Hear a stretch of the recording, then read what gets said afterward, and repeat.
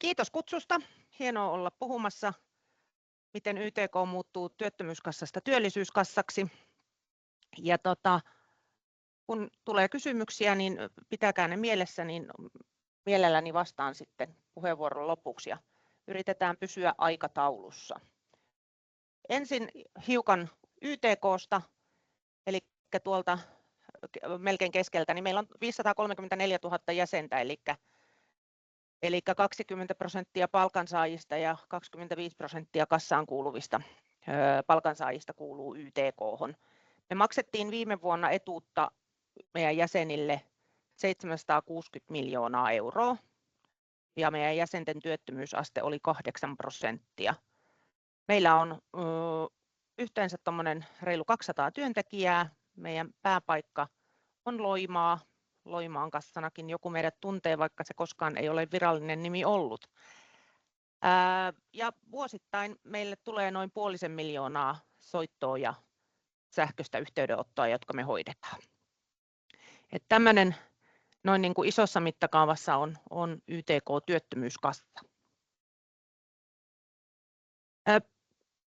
Paljon on tänäänkin puhuttu siitä, että me tarvitaan työntekoa, me tarvitaan sitä, että ihmiset työllistyvät nopeammin, me tarvitaan parempaa kohtaantoa, me tarvitaan siihen koulutuspalveluita tykö, että me saadaan osaavaa työvoimaa. Ja me ollaan myös sitä mieltä, että Suomi tarvitsee työntekoa.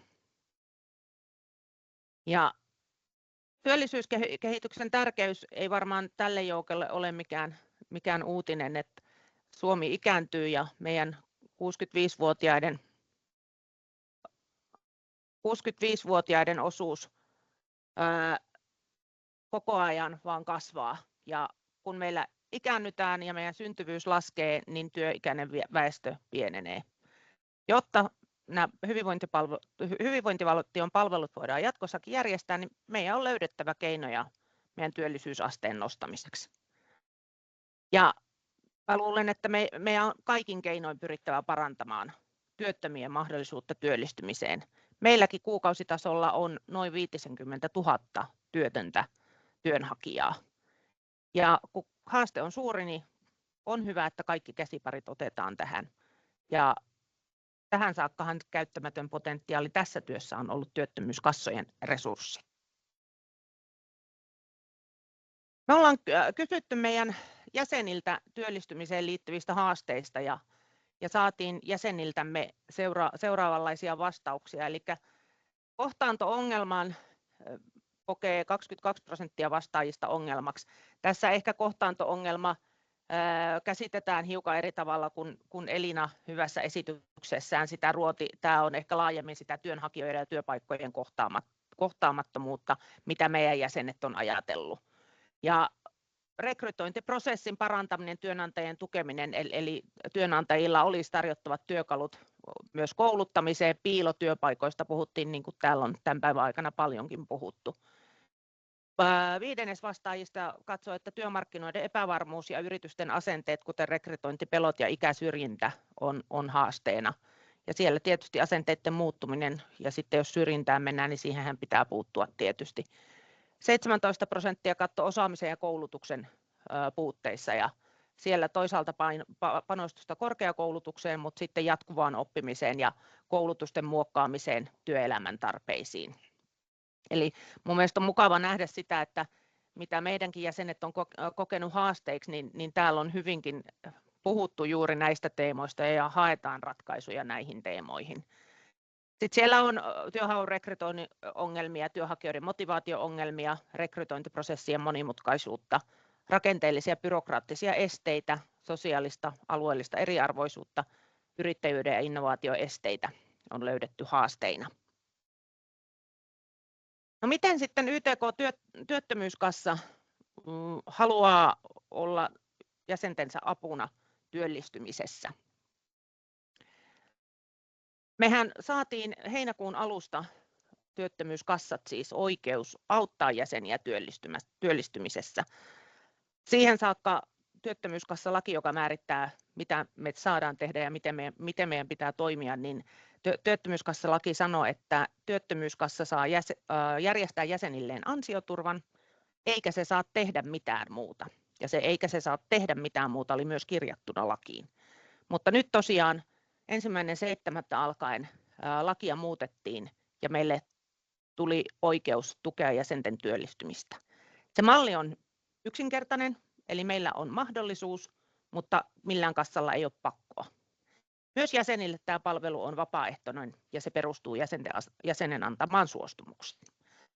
Ja tämä on niin kuin meidän mielestä äärimmäisen hyvä malli, että se on vapaaehtoinen tietenkin molempiin suuntiin, ettei me sekoiteta julkista työvoimapalvelua näihin palveluihin. Julkisella työvoimapalvelulla on sitten ikään kuin sanktiot käytössään ynnä muuta, mutta tämä on vapaaehtoinen molemmille osapuolille. Me uskotaan siihen, että työttömyyskassan tuki työllistymisestä auttaa lyhentämään jäsenten työttömyysjaksoja. Nämä palvelut on laissa määrätty laveasti, eli ne voi olla työpaikkojen tarjoamista tai sitten esimerkiksi osaamisen tai työnhakutaitojen kehittämiseen liittyviä palveluita.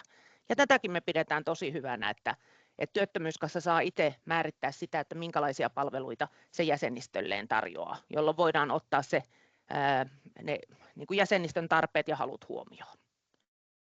Ja kun työtön löytää nopeammin uuden työpaikan, niin kaikki hyötyy. Tietenkin se meidän työllistyvä jäsen, työnantaja saa työntekijän, kassa hyötyy, meidän budjetista vuosittain niin 2/3 menee etuusmenoihin ja 1/3 hallintokuluihin, eli kun meidän etuusmenot pienenee, niin me voidaan tarjota alempaa jäsenmaksua.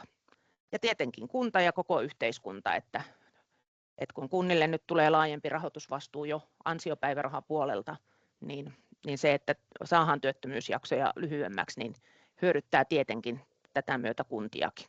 Meillä YTK:ssa jäsenen keskimääräinen työttömyysjakso on noin 110 päivää, ja kun me maksetaan 5 päivältä viikossa etuutta, niin se on 5-6 kuukautta.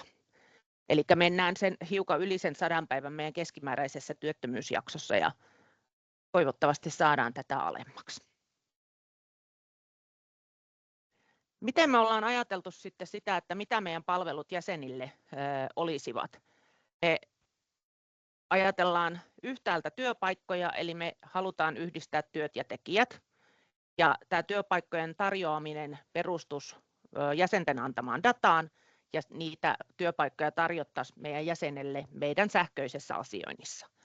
Työtön jäsen käy sähköisessä asioinnissa vähintään kerran kuukaudessa täyttämässä sen ansioturvahakemuksen, mutta meidän tilastojen mukaan niin keskimäärin työtön jäsen käy siellä 4-6 kertaan kuukaudessa, joten se on luontainen alusta, mille YTK:n työtön jäsen menee. Ja tähän saakka siellä on tosiaan tarjottu se ansioturvahakemus, mutta jatkossa siellä tarjottaisiin myös työpaikkoja, jotka on kohtautettu jäsenen antaman datan perusteella avoimiin työpaikkoihin. Sitten me ollaan sisäisesti, puhutaan skaalautuvista palveluista työnhaun tueksi, eli me halutaan tietenkin rakentaa vaikuttavia palveluita, joiden avulla jäsenet työllistyy, mutta myös kustannustehokkuus pitää ottaa huomioon. Jos ajatellaan YTK-jäsenistöä, niin vuoden aikana 20% jäsenistöstä on työttömänä jossain hetkessä vuotta ja 80% on työssä. Nämä työnhaun palvelut, työnhaun tukemisen palvelut rahoitetaan puhtaasti jäsenmaksulla, eli kun tämä ei ole julkinen tehtävä, niin tähän ei tule julkista rahaa. Joten meidän pitää katsoa se, että ne ensinnäkin vaikuttaa, eli ne saa meidän työttömyysastetta alas, jolloin meidän menot sitä kautta pienenee, jolloin me pystytään rakentamaan parempia palveluita. Mutta jos me käytetään näihin suurin määrä rahaa eikä työttömyys alene, niin silloinhan meidän jäsenmaksu nousee ja se ei ole kenellekään hyvä. Mutta jos ajattelee, niin varsinkaan niille jäsenille, jotka ovat sen koko vuoden työssä, niin kyllä siellä sitten katsotaan sitäkin, että mitä mä olen valmis maksamaan. Eli pitää katsoa molempia puolia. No sitten henkilökohtaiset palvelut työnhaun tueksi, niin täällähän kustannukset ovat haasteena. Kun mennään henkilökohtaisiin palveluihin, niin kustannukset per pää alkaa hyvinkin nopeasti nousemaan. Ja tässä me kovasti kaivataan työllisyysalueiden kanssa yhteistyötä, että löydettäisiin niin kuin vaikuttavia malleja siihen, että miten kassa, työllisyysalue ja sitten kolmantena ulkopuolinen palveluntuottaja, niin tässä kolmiossa me voitaisiin auttaa sitä jäsentä työllistymään ja kaikilla olisi rooli. Ei tehtäisi päällekkäisiä palveluita, saataisiin jäsen nopeammin töihin, jolloin ikään kuin kunnallekaan ei sakkomaksuja tulisi. Ja tuossa on nyt vielä kuvattu vähän toisella tavalla tätä niin kuin meidän ajatusta työllistymisen kolmiosta, eli siellä on tietysti työnhakija, hänen pitää työttömänä ilmoittautua työttömäksi työnhakijaksi, työnhakusuunnitelmia tehdään julkisella puolella, työpaikkojen hakeminen on työttömän työnhakijan työ, ja sitten tietysti hän hakee etuutta kassasta tai Kelasta. Työttömyyskassa maksaa sitä etuutta, ja tosiaan me maksetaan kuukausitasolla noin 50 000 jäsenelle etuutta. Ja jatkossa me kohdistetaan niitä työpaikkoja työnhakijalle ja sitten meillä on verkossa olevia skaalautuvia työnhaun tuen palveluita. Ja työvoima-alue, miksi mä puhun koko ajan työvoima-alueesta, se on työllisyysalue tietenkin, niin siellä tietysti tarvittavien palveluiden kartoitusta, hankkimista, kustantamista. Sitten toinen puoli on se, että työvoimapoliittiset lausunnot, jotka tulee kassalle, johon se maksaminen meillä perustuu, työnantajayhteydet, koulutukset. Ja kun me tämä saataisiin toimimaan mahdollisimman hyvin, löydettäisiin hyviä yhteistyön malleja, niin mä uskon, että me saataisiin työttömyysjaksoja lyhennettyä. No, tässä on nyt sitten ihan konkretiaa siitä, että miten me ollaan lähdetty rakentamaan niitä palveluita. Tämä on kuvakaappaus meidän sähköistä asioinnista, johon on ensimmäiset työllistymistä tukevat palvelut tullut. Eli siellä pääsee tunnistamaan osaamista, vahvuuksia, tutustua omaan työpersoonaan, tarkistaa CV:tä, kirkastaa hakemusta. Siellä on tiettyjä videosisältöjä työnhaun kuormituksen tukemiseen, päivitä osaamista, työnhaun lukujärjestys. Eli tämmöisiä me ollaan nyt ensivaiheessa sinne tuotu. Ja tässä, kun olen YTK:n jäsen, niin pääsen näihin palveluihin käsiksi. Eli sen takia ylhäällä lukee, että Auli, tervetuloa. Niin kun mä tänne lähden tekemään, niin täältä polusta ikään kuin pääsee liikkeelle. Eli tunnista osaamisesi ja vahvuutesi, tutustu työpersoonasi, CV, hakemus, löydä tukea työnhaun kuormitukseen, päivitä osaamista. Ja sitten meillä on työnhakujärjestykseen lukujärjestyksellä. Ajatuksena tässä meillä on se, että tämä on ehkä vähän semmoinen fun part tässä, mutta työnhaku on työtä sille työttömälle työnhakijalle, ja se, kun sitä järjestää lukujärjestysmuotoon ja huomioi sen myös, että kyllä työnhakijakin tarvitsee lepoa, niin ikään kuin jos se helpottaisi sitä prosessia ja tekemistä, mitä sä työttömänä työnhakijana teet. Tässä on nyt sitten yksi niistä palveluista, jota verkossa voi tehdä, eli tästä kun lähtee tätä eteenpäin tekemään, niin siinä tunnistetaan omia osaamisia ja vahvuuksia. Ja nämähän on niitä asioita, mitä sitten kannattaa korostaa tietenkin sekä CV:ssä että hakemuksessa että haastatteluissa, että oppii ikään kuin tunnistamaan sitä osaamista. Ja tuossa aikaisemmin puheenvuorossa puhuttiin siitäkin, että se osaaminen, että oppisi tunnistamaan osaamista myös niin, että kun minä jään tietystä tehtävästä työttömäksi, niin se ei tarvitse olla vastaava tehtävä, joka on se uusi tehtävä, vaan minun osaaminen kelpaa laajemmalle kuin juuri siihen tehtävään, mistä minä olen jäänyt työttömäksi. Ja tuossa on tosiaan työpersonallisuustestiä pääsee sitten tekemään, ja tästä työpersonallisuustestistäkin saa sitten sähköpostiin itselleen raportin, että mitkä on sun vahvuudet, mitkä on ehkä kehittämiskohteet, jolloin pystyy sanottamaan omaa osaamistaan paremmin. Ja tässä vielä sieltä niin kuin kuormituksen haltuun ottamisesta. Eli siellä on toimiva arki voimavarojen vahvistamisesta, ja sitten on ahdistuksen ymmärrystä ja säätelykeinoja ja oman suunnan löytämistä. Eli siellä on videosisältöjä, joita pystyy sitten katsomaan. Et kyllä niin kuin paljon meidän jäsenkyselyissä tulee esille sitä, että tämä on kovaa työtä tämä työnhaku, ja sitten toisaalta turhautumista siihen rekrytointiprosessiin, että sä haet monia ja monia työpaikkoja, joista sä ehkä olet yksi 100-200 hakijasta. sä saat kieltävän vastauksen tai sä pahimmassa tapauksessa et saa vastausta ollenkaan. Et kyllä se niin kuin turhauttaa ja on raskasta. Ja kyllä mä ajattelen rekrytointiprosessia työnantajan näkökulmastakin tällä hetkellä aika resurssisyöpöksi, että onko se työnantajallekaan parasta, että sä saat 200 hakemusta, jotka sä käyt läpi, että tuoko tässä se määrä laadun. Että tätä prosessia, että työnantajalle tulisi ne 6 täsmällisesti hyvin osuvaa, joista pääsisi valitsemaan, eikä 250. Ja sitten taas toisaalta, että työnhakijana kun sä olet, niin sua autettaisiin mahdollisimman pitkälle siitä, että sä haet sellaisia työpaikkoja, jotka sopii sulle, sun osaamiseen, sun haluihisi, sun motivaatioon, sun tulevaisuuden näkymiin. Niin kyllä tässä on paljon kehitettävää. Sitten me ollaan tekemässä Easy Oyj:n kanssa valmennuskokonaisuutta. Ensimmäiset moduulit valmistuu marraskuun aikana, joulukuun aikana ne tulee tuonne meidän sähköiseen asiointiin ja alkuvuoden 2025 aikana se koko kokonaisuus tulee valmistumaan sinne. Ja tuossa on nyt sitten ikään kuin se, mikä se meidän ratkaisun yhteenveto on, eli meillä on Housebase-alusta tuolla kaikkinensa ja ne rakennetaan sitten sinne ja tämän valmennuksen ensisijainen tavoite on työllistyminen. Me halutaan nopeuttaa meidän jäsenten työllistymistä, eli toisaalta annetaan niitä työpaikkoja, mutta sitten nämä työkalut ja valmennukset auttaisi siihen, että kun sulle mätsätään hyviä työpaikkoja, niin sä saat myös yhden niistä työpaikoista. Eli työnhaku pitäisi helpottua ja työllistyminen nopeutua. Ja nämä on jäsenten itse suorittamia kokonaisuuksia tuolla alustalla, eli siellä ei ole niin kuin ensimmäisessä vaiheessa henkilökohtaista valmennusta, mutta nämä on sitten tulevaisuuden suunnitelmia. No sitten mä kerron vielä muutaman sanan meidän työnhakupalveluiden kokeilusta, eli tästä työpaikkojen kohtauttamisesta. Me tehtiin tätä yhteistyössä Head AI:n kanssa.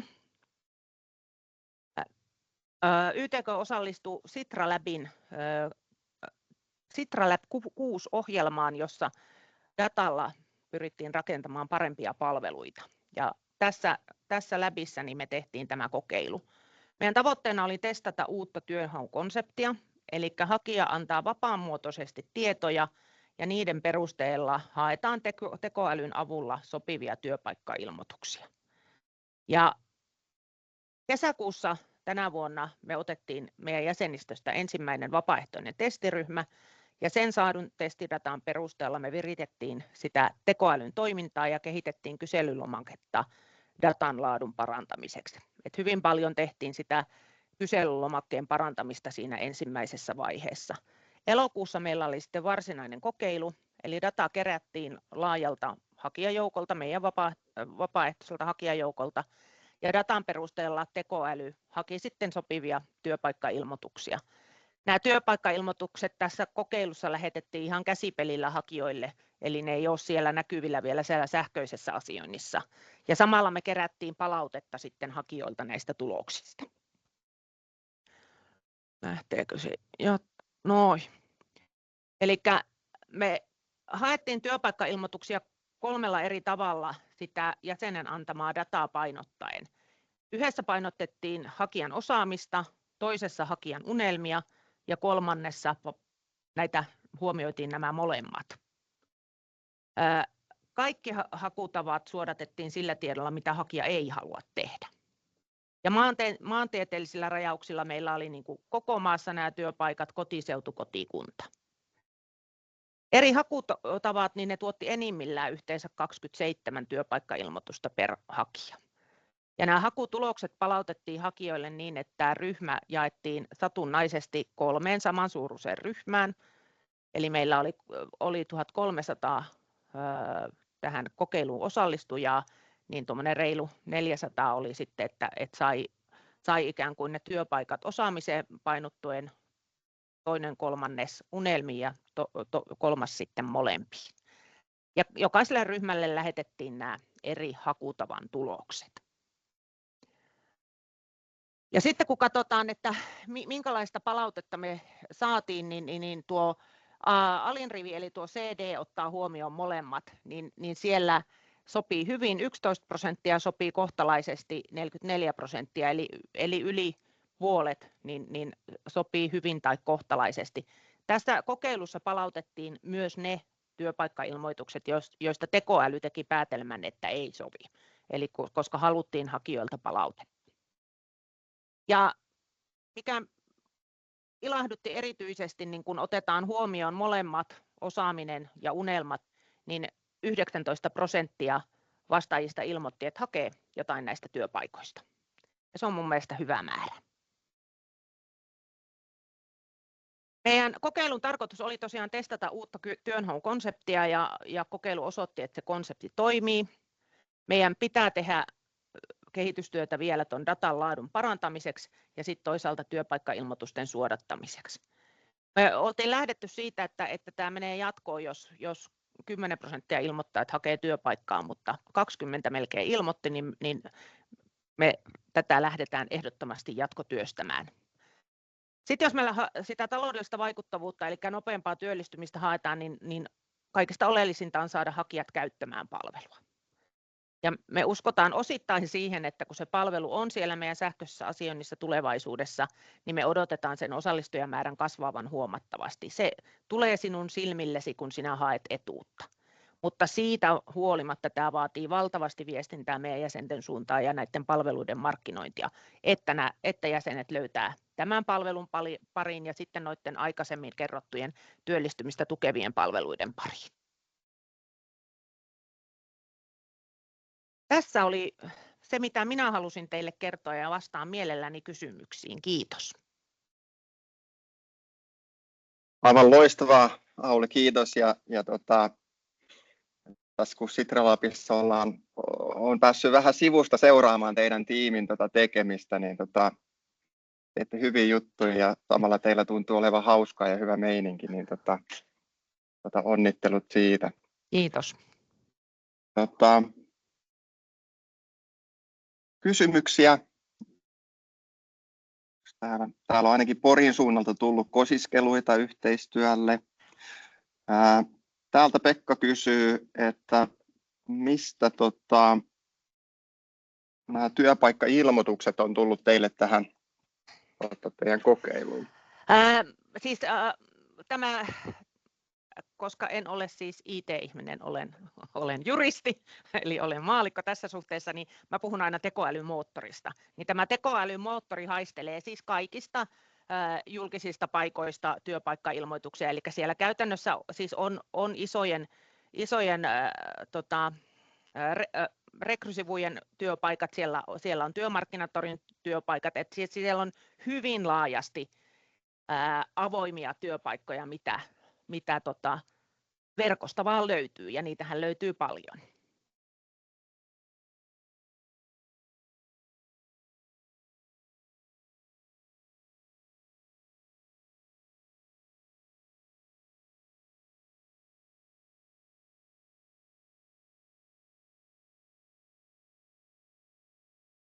Joo, kiitos. Joo. Pongaa vaan Auli sieltä ja vastailen. Joo, täällä oli Katilammi kysynyt, että missä muut kassat kuin YTK menee tässä, ovatko lähdössä kehittämään vai ovatko ammattiliitot, niin mä en osaa ihan tarkalleen sanoa, että mulla on ajatus, että osa isommista kassoista on rakentamassa palveluita, osa varmaan tukeutuu taustaliittoihinsa, osa on tehnyt päätöksiä ehkä siitäkin, että tässä vaiheessa ei ala rakentamaan palveluita.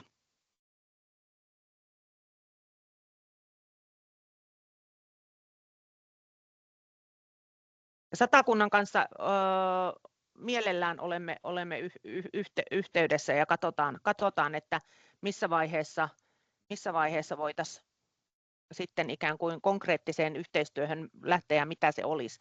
Et me ollaan Tampereen alueen kanssa varmaan pisimmällä keskusteluissa ja niin kuin ainakin alkuvaiheessa niin vähintäänkin tämmöistä viestinnällistä yhteistyötä, että mitä palveluita on ja mitä niistä voi kertoa, että osaa ohjata myös näiden palvelujen pariin siellä, kun ihminen on julkiselle puolelle yhteydessä.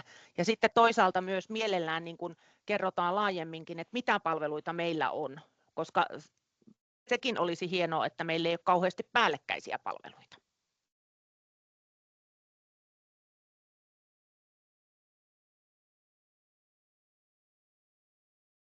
Loistavaa. Ja Auliin varmasti voi olla ja tiimiläisiin yhteyksistä jälkikäteen, jos tulee jotain. Kyllä. Jotain.